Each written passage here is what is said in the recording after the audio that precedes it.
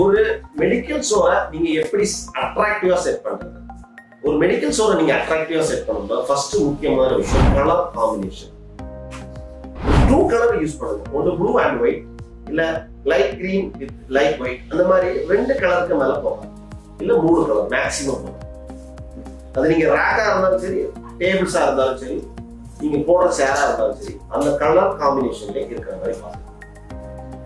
ரெண்டாவது முக்கியமான விஷயம் லைட்டிங். லைட்டிங் இந்த சைடு ஃபுல்லா லைட்டிங் பண்ணி, ஃப்ரண்ட் சைடு ஃபுல்லா லைட்டிங் பண்ணி, ஃபோக்கஸ் லைட் பண்ணி. ஸோ அப்பதான் நமக்கு ஒரு பிரைட் ஃபீலிங். அது ரொம்ப முக்கியம். கலர் முக்கியம், லைட்டிங் முக்கியம். அதுக்கப்புறம் ரேக் பொசிஷன். நீங்க ரேக்க எந்த மாதிரி பொசிஷனிங் பண்றீங்க? க்ளோஸ்ட் டைப் ரேக் பண்றீங்களா, இல்ல ஓப்பன் டைப் ரேக்? இப்போ க்ளோஸ் டைப்ல நிறைய மாடல்ஸ் வந்து ஷட்டர் ஸ்டாப் அந்த மாதிரி நிறைய மாடல்ஸ் வந்து நீங்க ரேக் ரேக்கா அதுலயே நேம் போட்டி எடுத்துக்கிட்டா கொஞ்சம் காஸ்ட்லியா இருக்கும், ஆனால் கன்வீனியன்டா இருக்கும். மற்றபடி ஓப்பன் டைப்னா கொஞ்சம் இதா இருக்கும். அடுத்தது ஏசி ரெஃப்ரிஜிரேட்டர் எந்த இடத்துல ப்ராப்பரா அமைக்கணும் அப்படிங்கிறத பார்க்கணும். கஸ்டமர் உள்ள வந்து ஸ்டாக் வாங்கணுமா இல்ல வெளியே இருந்து வாங்கணுமா அப்படிங்கிற கவுண்டர் செட்டப் ப்ராப்பரா. அப்புறம் ஃபுட் ஐட்டம்ஸ் ஏதாவது வைக்கிறீங்க அப்படின்னா அதுக்காக ப்ராப்பர் கவுண்டர் செட்டப் வைக்கணும்.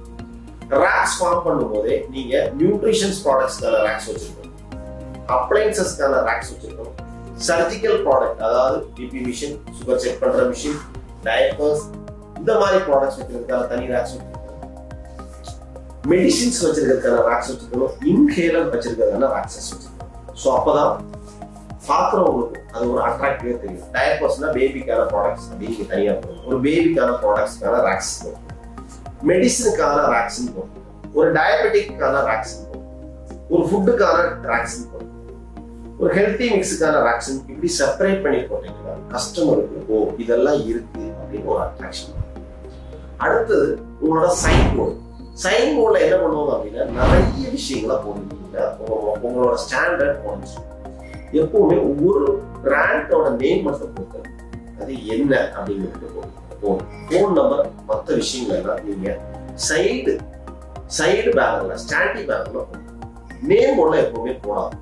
ஏன்னா நேம் போர்டுங்கிறது வந்து நேம் மட்டும் இருக்கும்போது அதை ஒரு அட்ராக்டிவ் வேலை கிரியேட் ஆகும். நீங்க பாருங்க பிராண்டட் ஷோரூமோட நேம் போர்டு எப்படி இருக்கு. ஸோ நேம் போர்டு வந்து நிறைய வார்த்தைகளை ஆட் பண்ணாங்க. அட்ரஸ் எல்லாம் ரொம்ப நீளமா, அட்ரஸ் ஏதோ இந்த அந்த ஏரியால தான் இருக்கீங்க, அதுக்கப்புறம் எதுக்கு நீள அட்ரஸ் தேவையில்லை. ஸோ இந்த விஷயத்த கேர்ஃபுல்லா பண்ணி. அப்புறம் யூனிஃபார்ம்ஸ், நீங்க என்ன கலர் காம்பினேஷன்ல இருக்கோ அந்த யூனிஃபார்ம்ஸை கரெக்டா செலக்ட் பண்ணுங்க. ஒரு அட்ராக்டிவ் வேஸ்ல யூனிஃபார்ம் செலக்ட் பண்ணி நல்ல ஸ்மூத்தி கிளாத் யூஸ் பண்ணுங்க. ஸோ கஸ்டமருக்கு எஜுகேஷனல் போஸ்டர்ஸ் பேஸ்ட் பண்ணுங்க. நல்ல குவாலிட்டியான 1-2 எஜுகேஷனல் போஸ்டர்ஸ் உங்களோட செட்டப்ஸ்ல பண்ணீங்கன்னா அது ஒரு அட்ராக்டிவ் வேவா இருக்கும்.